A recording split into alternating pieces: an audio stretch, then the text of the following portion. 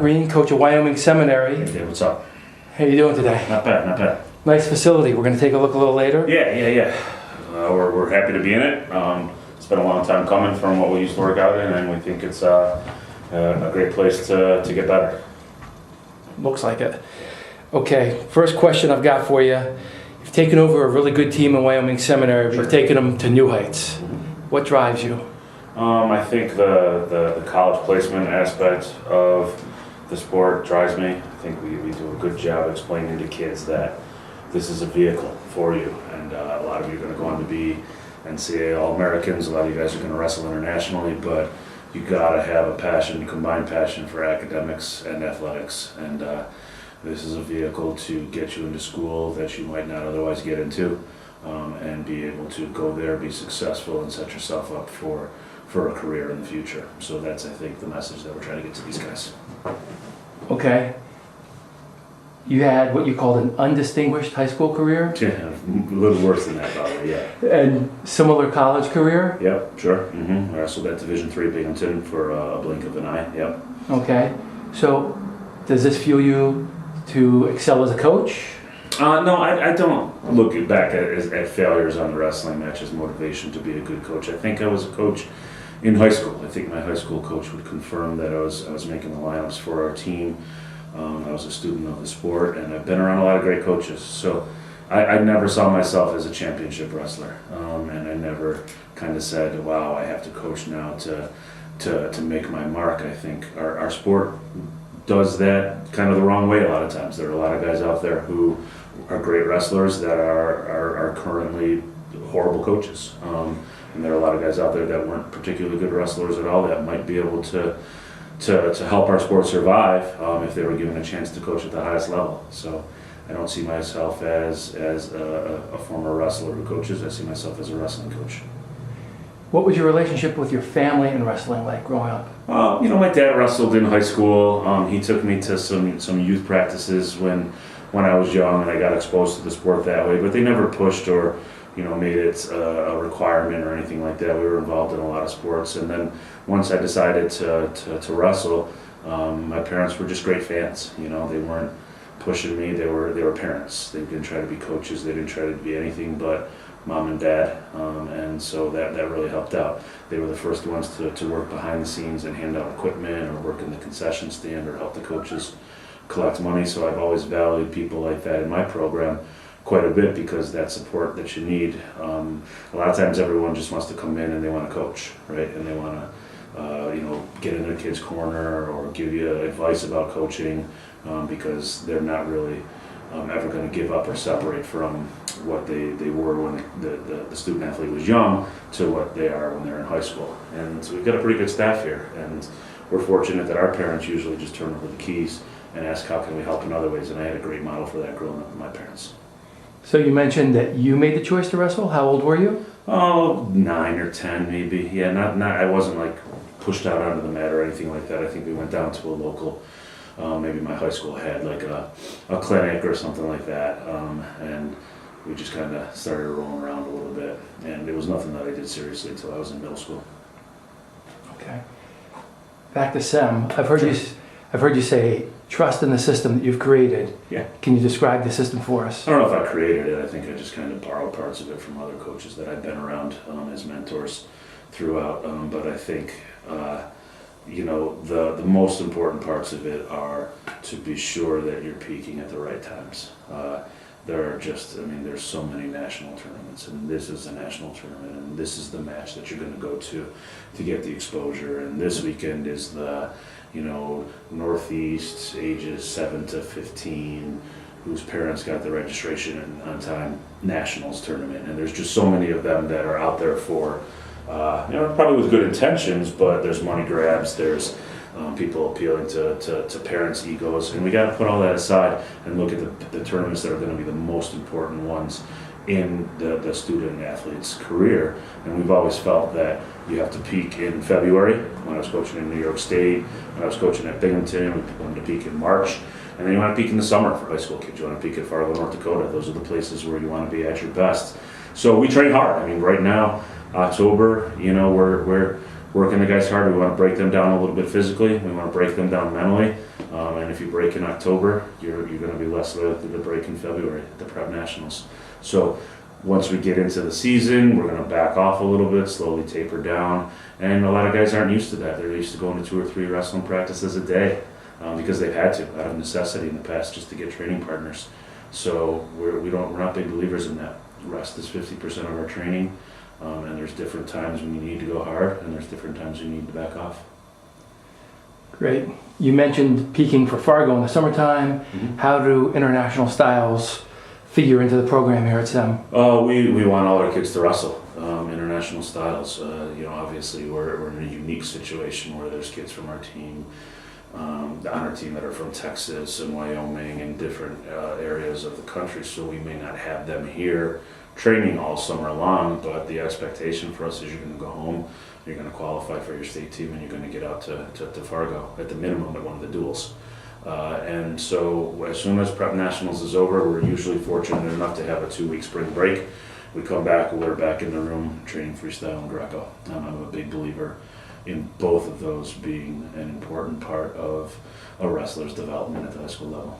Do the kids get to pick one of each, or do they do both? Usually I have a captive audience where they're going to be at a tournament on the weekend. Saturday is freestyle, Sunday is Greco, so they're there for both. But I think we do a good job at the national tournaments. If a kid isn't particularly adept at Greco, like a Chris Weiler, who, the last Greco tournament I took him to, he got tech fouled in the first 2 rounds. We're not going to make him a championship Greco-Roman wrestler, but when we're at our PAWF qualifiers and things like that, we're going to want him to wrestle some Greco matches, and we're going to want him to train it in the room so he's getting better at hand fighting and toughness and stuff like that. Change of pace. Do you have any strong feelings about any rules that you would like to see changed on the high school level? I've thought about rules and I have opinions, but I've never considered myself to be smart enough to figure out what's next. You know what I mean? I'm more of a, okay, change the rules, tell me what they are, I'm going to coach my guys up. I think that's the way to go. Now, personally, I think some of the stuff on top is really hurting our sport with dropping down to the ankle.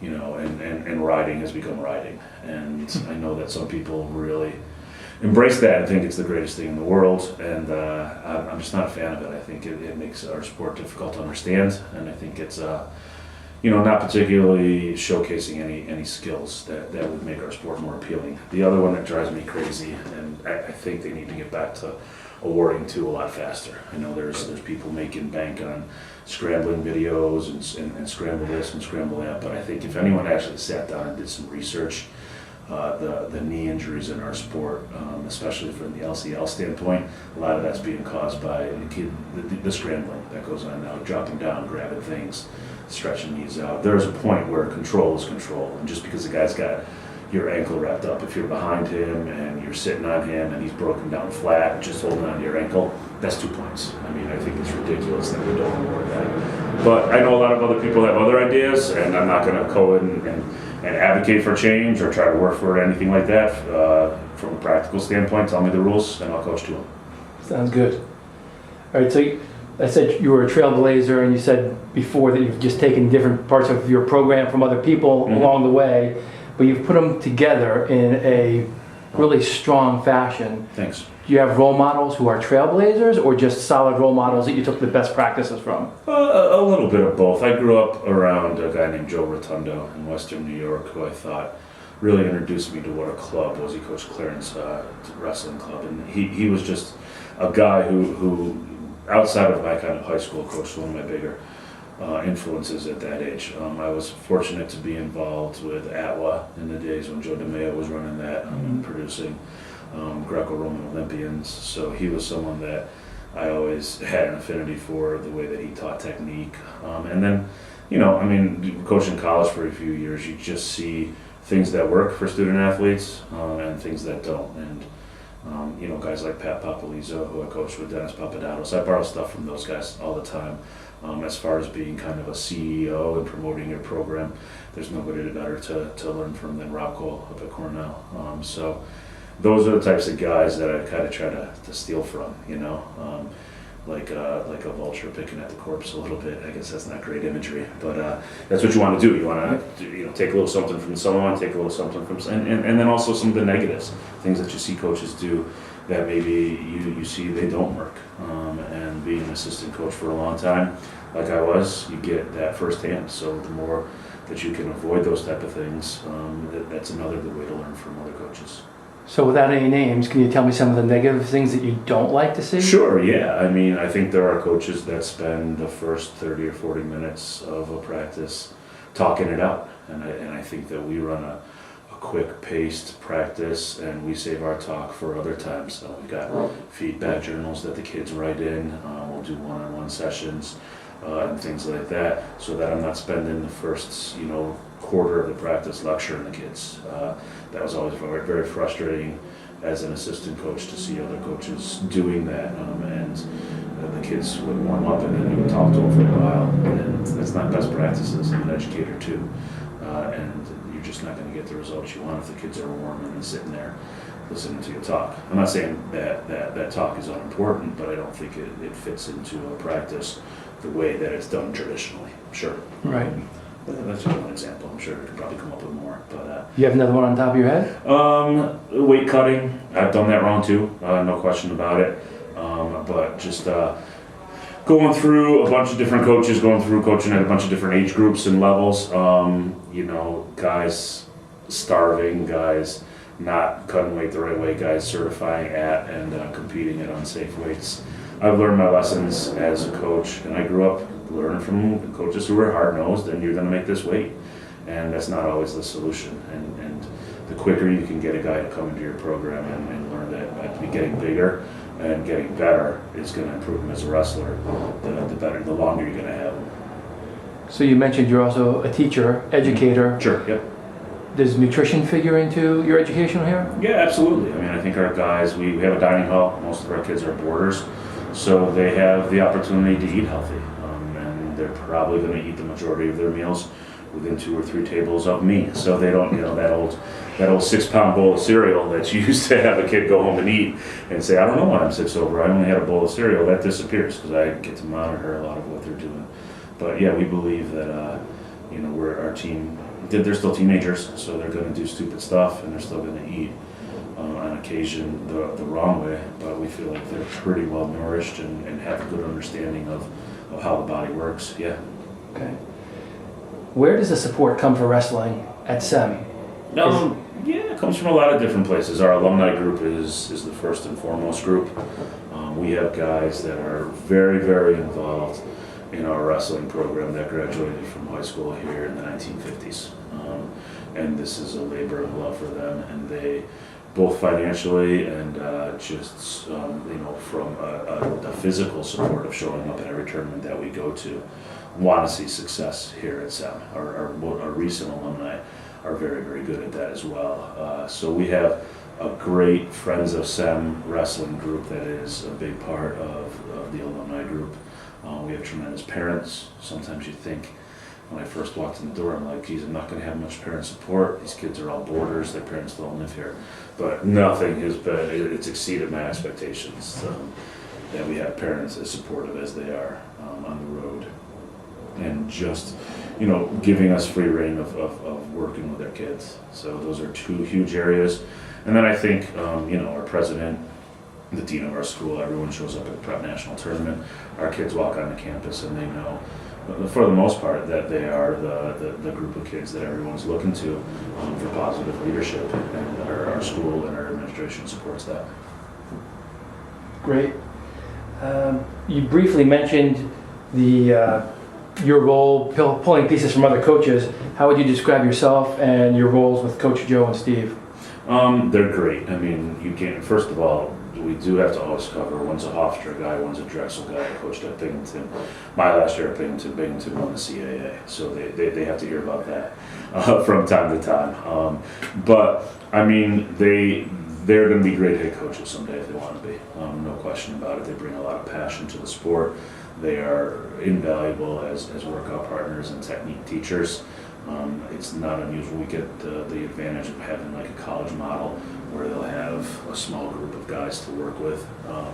and they really are learning, but they also bring that Division I mentality, recent graduate, into the program, where they know what they're doing. They're used to training at the level that we want to train at, and the guys can automatically just kind of pick up their habits and the way that they train and the way that they work, and there's no better resource than having two guys like that in the room.